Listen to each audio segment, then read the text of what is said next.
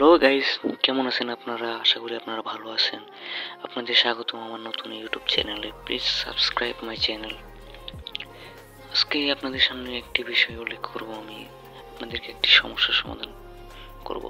আপনারা অনেকেই জিজ্ঞেস করছেন, ভাইয়া মাইক্রোসফট অফিসে কীভাবে টাইপিং করব, কীভাবে বিস্তারিত একটু বুঝিয়ে বলুন। আমি আজকে আপনাদের বিস্তারিত বলছি।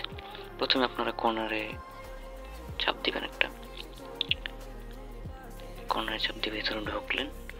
ভেতরে প্রবেশ করার পর আপনারা স্ক্রল করুন, স্ক্রল করে নিচে যাবেন। নিচে আপনারা দেখতে পাবেন মাইক্রোসফট অফিস। মাইক্রোসফট অফিসে ক্লিক করার পর আপনারা দেখতে পাবেন মাইক্রোসফট ওয়ার্ড। আমার এখানে মাইক্রোসফট ওয়ার্ড আমি খুঁজে বের করলাম, আপনারা খুঁজে বের করবেন।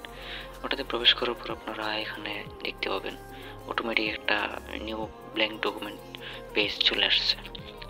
এখানে আমি কিছু টাইপ করে দেখি হচ্ছে কিনা। এখানে হচ্ছে। সো আপনারা এইভাবে টাইপিং করতে পারবেন। আপনারা এইভাবে টাইপিং করে আপনাদের স্কিল ডেভেলপ করতে পারবেন। এখানে আপনার ইচ্ছা করলে আপনাদের ওয়ার্ডের সাইজ বড় করতে পারবেন, ছোট করতে পারবেন। আমি 22 দিলাম, মোটামুটি বড় হয়েছে, এটা আমার জন্য যথেষ্ট।